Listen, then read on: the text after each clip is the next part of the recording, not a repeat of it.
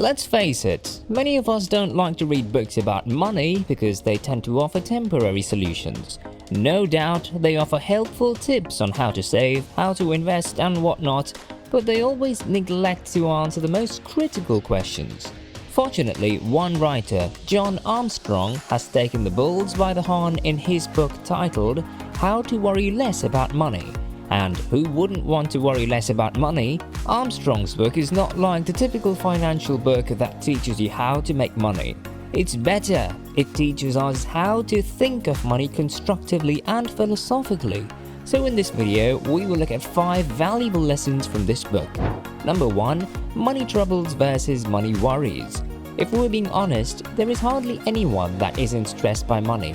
Even the richest man in the world is stressed by money, but his money stress is different from a regular person's money stress. This is why money troubles and money worries are similar, yet different. Money troubles are the unplanned and unexpected situations that we have to cough up money for, like when your car breaks down or you can't afford a new shoe or put food on your table.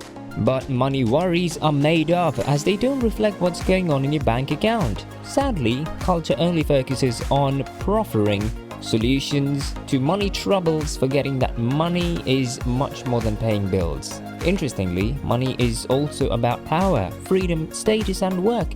And so most people manage to handle their money troubles but fail to handle their money worries. So instead of going into panic mode and worrying about how to make more money, you need to find out why you need the money and how much of it will be needed. When you have the answers, you can stop stressing yourself so much over money. Number 2. What do I need money for?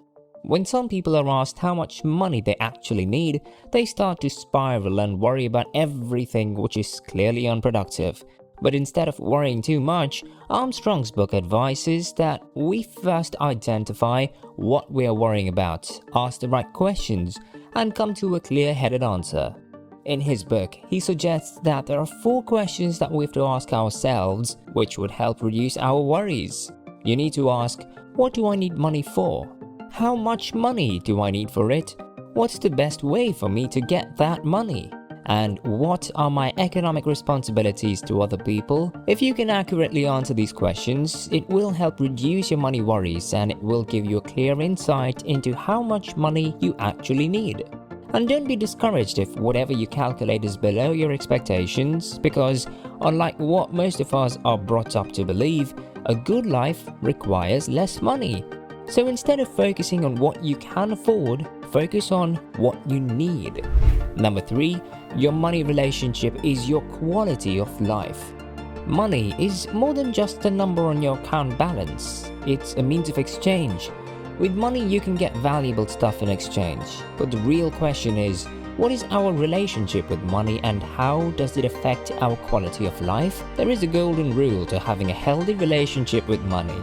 Never spend more than you earn. And when you do this, you become money's master and not a slave to it. We worry about money when we feel that the work we put in is not equivalent to what we receive, or when we struggle to convert our money into meaningful properties and experiences.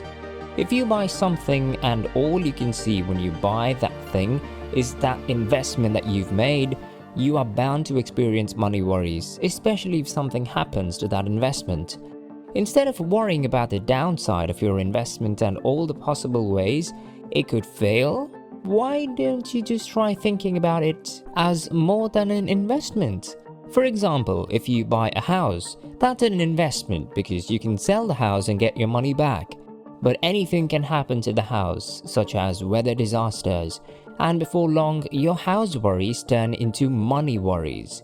But instead of thinking of the house as just a piece of real estate, you could think of it as a place where you've had so many loving memories, invited friends, raised kids and had fun. When we stop treating everything we buy as materialized money and start making meaningful purchases, then we can enjoy a healthy relationship with money and we won't have as many money worries.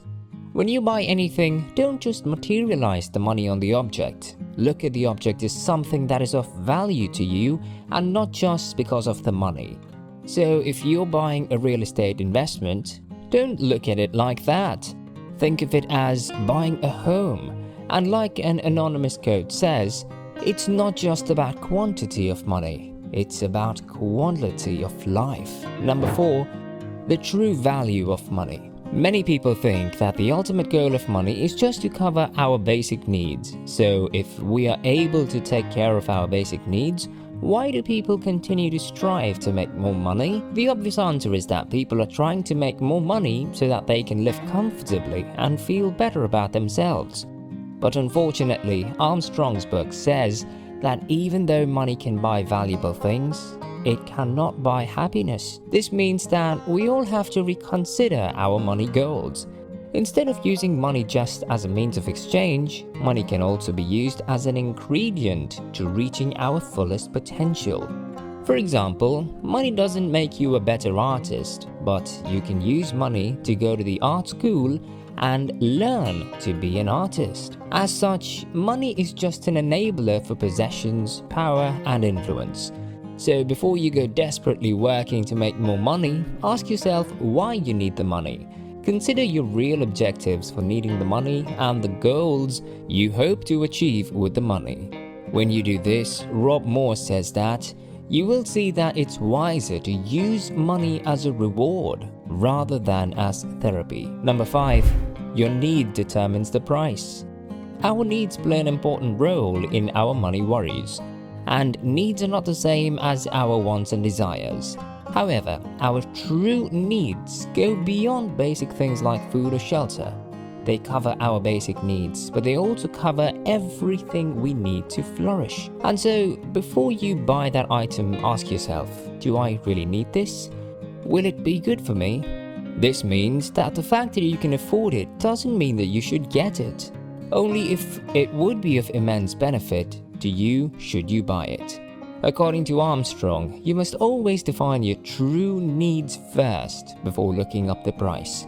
Handling finances is a tricky subject, but if you can identify why you need money, how much of it you need, and can identify your true needs, then you can enjoy a healthy relationship with money, and it will give you a better quality of life where you don't have to suffer from money worries. We hope that you enjoyed this video and found it useful. Don't forget to like, share and subscribe to our channel and press the notification bell so you never miss an upload. Thank you for watching.